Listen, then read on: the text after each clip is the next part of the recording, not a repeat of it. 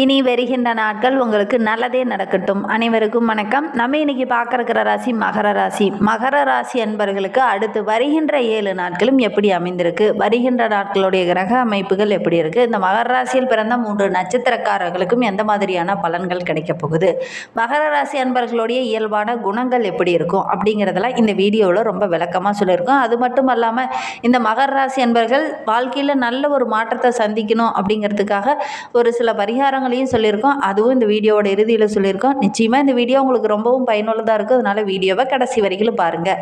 நீங்கள் இப்போ தான் ஃபஸ்ட் டைமாக நம்ம சேனலை பார்க்குறதா இருந்தால் நம்ம சேனலை சப்ஸ்கிரைப் பண்ணிவிட்டு கூடவே இருக்கிற பெல் ஐக்கனையும் கிளிக் பண்ணிக்கோங்க. அப்போ தான் நாங்கள் போடுற ஒவ்வொரு வீடியோவுமே உங்களுக்கு நோட்டிஃபிகேஷனாக வரும்.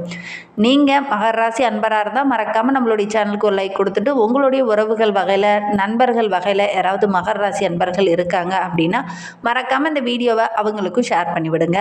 மகர ராசியில் நீங்கள் எந்த நட்சத்திரத்தில் பிறந்தீங்க, உங்களுடைய இஷ்ட தெய்வ பெயர் என்ன, உங்களுடைய குலதெய்வ பெயர் என்ன அப்படிங்கிறத மறக்காமல் எங்களுடைய கமெண்ட் பாக்ஸில் தெரிவிங்க. உங்களுக்கு ஜோதிட ரீதியாக ஏதாவது சந்தேகம் இருக்குது, ஜோதிடர்கிட்ட ஏதாவது ஆலோசனை வேணும் அப்படின்னா டிஸ்கிரிப்ஷனில் ஜோதிடரோட வாட்ஸ்அப் நம்பர் கொடுக்கப்பட்டிருக்கு. அந்த நம்பருக்கு கால் பண்ணி முன்பதிவு செய்துக்கோங்க. உங்களுடைய சந்தேகங்களுக்கு நல்ல ஒரு தீர்வு கிடைக்கும். மகர ராசி அப்படின்னாவே கடமை, கட்டுப்பாடு, கண்ணியம் இதெல்லாம் நிறைந்தவங்களாக இருப்பாங்க. விடாமுயற்சி உடையவங்க, கடினமான உழைப்பாளிகள் அப்படின்னு இவங்களை நிறைய சொல்லலாம். ஏன்னா சனி பகவானுடைய ஆதிக்கத்தில் பிறந்ததுனால நீதி தவறாமல் நடக்கக்கூடியவங்களாக இருப்பாங்க. ரொம்ப பொறுமையாக இருப்பாங்க. அதோட கூட ஒரு விஷயத்தில் இறங்கிட்டாங்க அப்படின்னா விடாமுயற்சியோடு முயற்சி பண்ணி அதில் வெற்றி பெறக்கூடிய ஒரு ராசி அப்படின்னா இந்த மகர ராசி அன்பர்களை சொல்லலாம். இதை ஒரு பெரும்பாலும் சனி பகவான் ஆதிக்கத்தில் இருக்கிறதுனால இது ஒரு இருட்டு ராசி அப்படின்னு சொல்லுவாங்க. ஏன்னா எல்லாரும் இவங்க ஏதாவது யோசிச்சுக்கிட்டே இருப்பாங்க. பெரும்பாலும் இவங்களுடைய வயது பார்த்திங்கன்னா வயதை விட இவங்களுடைய முக தோரணை பார்த்திங்கன்னா கொஞ்சம் வயதானவர்கள் போல தோற்றம் தரக்கூடியவங்கள இந்த மகர ராசி என்பவர்கள் பெரும்பாலும் இருப்பாங்க. மகர ராசி ஒரு நில ராசி என்பதனால ரொம்ப பொறுமையாக தான், நிதானமாக தான் ஒவ்வொன்றையும் சிந்தித்து செயல்படுவாங்க. இந்த நம்ம சின்ன வயசில் கேள்விப்பட்டிருப்போம், இந்த புயல் ஆமையோடைய கதையை எல்லாரும் கேள்விப்பட்டிருப்போம். அந்த மாதிரி தான் ஆமை மாதிரி தான் இருப்பாங்க. ரொம்ப அமைதியாக, ரொம்ப சாந்தமாக, ரொம்ப பொறுமையாக தான் இருப்பாங்க. ஆனால் கடைசியில் பார்த்திங்கன்னா வெற்றி பெறக்கூடிய ஒரு ராசி அப்படின்னா இந்த மகர ராசி என்பவர்களை சொல்லலாம். கடினமான உழைப்பாளிகள், புது புது விஷயங்களை நோக்கி புது புது விஷயங்களை கற்றுக்கணுங்கிற ஒரு ஆர்வமுள்ள ஒரு ராசி அப்படின்னா இந்த மகர ராசி என்பவர்களை சொல்லலாம். சரி, இவங்களுக்கு வருகின்ற நாட்களுடைய கிரக அமைப்புகள் எப்படி இருக்குது அப்படிங்கிறத பார்க்கலாம். வருகின்ற நாட்களுடைய கிரக நிலையை வைத்து பார்க்கும்போது நம்மளுடைய மகர ராசி என்பவர்களுக்கு தன வாக்கு குடும்பஸ்தானத்தில் சனி பகவான் வக்கரகம் அடைந்திருக்கிறார். அவரோடு கூட ராகு இணைந்திருக்கிறார். சப்தமஸ்தானத்தில் குரு, அஷ்டமஸ்தானத்தில் கேது பகவான், பாக்கியஸ்தானத்தில் சுக்கிரன் பலமாக அமர்ந்திருக்கிறார். தொழில், கர்ம, ஜீவஸ்தானத்தில் சூரியன், செவ்வாய், புதன் என கிரக நிலைகள் வருகின்ற நாட்களில் நம்மளுடைய மகர ராசி என்பவர்களுக்கு கிரக அமைப்புகள் இப்படி இருக்குது. இதனால் என்னென்ன நற்பலன்கள் நம்மளுடைய மகர ராசி என்பவர்களுக்கு கிடைக்க போகுது அப்படிங்கிறத பார்க்கலாம். இந்த காலகட்டத்தை பொறுத்த வரைக்கும் பேச்சை குறைச்சிட்டு செயலில் காட்டுங்க. வருகின்ற வாரம் ரொம்ப ஒரு மகிழ்வான வாரமாக உங்களுக்கு அமைய போகுது அப்படின்னே சொல்லலாம். 7.5 சனி முடிந்து கூட உங்களுக்கு பெருசாக எதுவும் நல்ல விஷயங்கள் அதிகமாக நடந்திருக்காது. கிரக அமைப்புகள் அவ்வளோ சாதகமாக இது நான் வரைக்கும் இல்லை. இந்த அதிசாரா குரு பேச்சுக்கு அப்புறம் கண்டிப்பாக நல்ல மாற்றத்தை நீங்கள் சந்திக்க போகிறீங்க அப்படின்னே சொல்லலாம். அக்டோபர் 27க்கு அப்புறம் பார்த்திங்கன்னா நீங்கள் எடுக்கிற விஷயங்கள் எல்லாமே உங்களுக்கு சக்ஸஸாக அமையும். அதோட கூட எந்த ஒரு விஷயத்துலையுமே பேச்சில் கொஞ்சம் நிதானத்தை கடைப்பிடிக்கணும். அவசரப்பட்டு தடிமனான வார்த்தைகளை யாருக்கிட்டையும் பயன்படுத்தக்கூடாது. இந்த சூழ்நிலையை பொறுத்த வரைக்கும் கொஞ்சம் பேச்சில் நிதானமாக இருக்கிறது நல்லது. குறிப்பாக அரசாங்கம் மூலியமாக ஏதாவது ஒரு காரியம் தள்ளி போயிட்டே இருக்குது, கரெக்டாக எனக்கு அமையவே மாட்டேங்குது அப்படின்னு கவலைப்பட்டு இருந்தவங்களுக்கு அந்த அரசாங்க காரியங்கள்லாம் கைகூடி வரப்போகுது. வழக்கு விவகாரங்களில் இருக்கிறவங்களுக்கெல்லாம் நல்ல ஒரு சாதகமான பலன் கிடைக்க போகுது.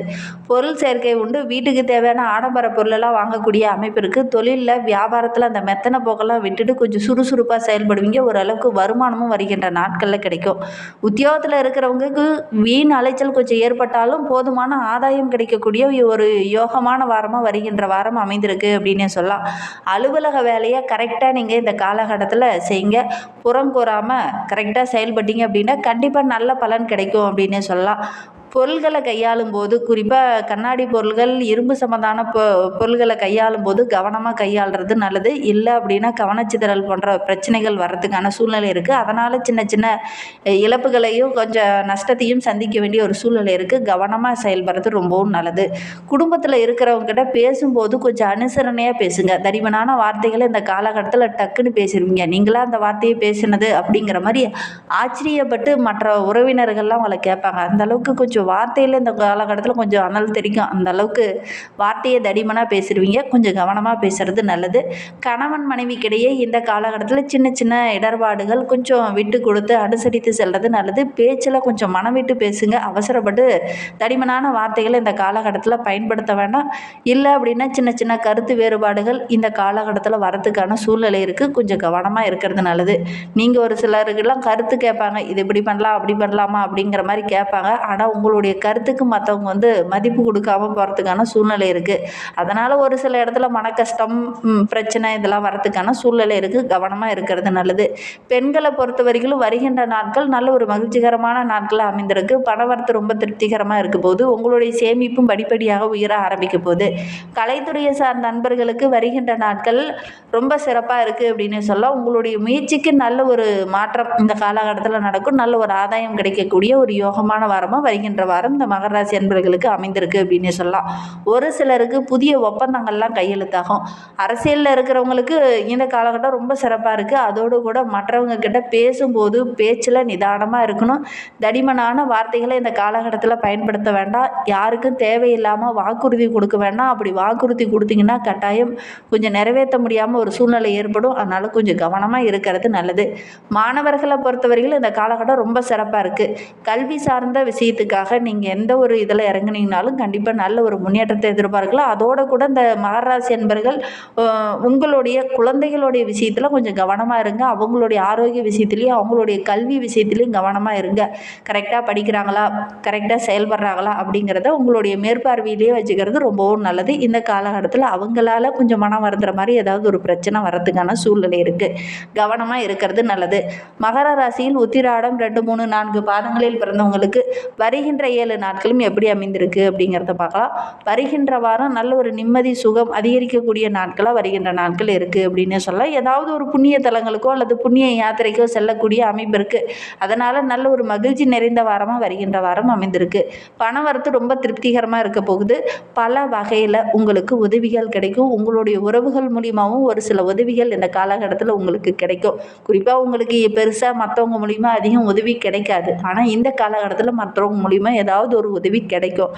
அது உங்களுக்கு மகிழ்ச்சியை தரும். உங்களுடைய பேச்சாற்றல் ரொம்ப சிறப்பாக இருக்குது. உங்களுடைய புத்திசாலித்தனம் ரொம்ப சிறப்பாக இருக்கும். அதனால் இந்த காலகட்டத்தில் நீங்கள் எடுக்கிற விஷயங்கள் எல்லாமே உங்களுக்கு சாதகமாக அமைய போகுது.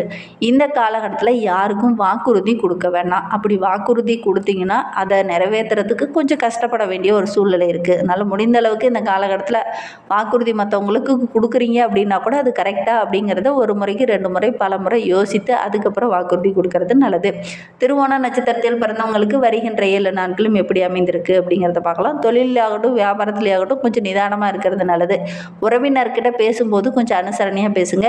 எல்லா விதமான காரியங்கள்லையுமே நல்ல ஒரு சாதகமான பலன் வருகின்ற நாட்களில் கிடைக்கும். பண வரத்து ரொம்ப திருப்திகரமாக இருக்க போகுது. ரொம்ப பக்தி மார்க்கமாக இந்த காலகட்டத்தில் நீங்கள் செயல்பட போகிறீங்க.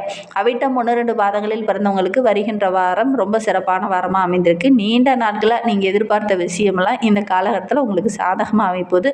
மற்றவங்களும் உங்களுக்கு உதவிகரமாக இருப்பாங்க. கொடுத்த வாக்க ஒரு சிலருக்கு காப்பாற்ற முடியாத ஒரு சூழ்நிலை ஏற்படும்.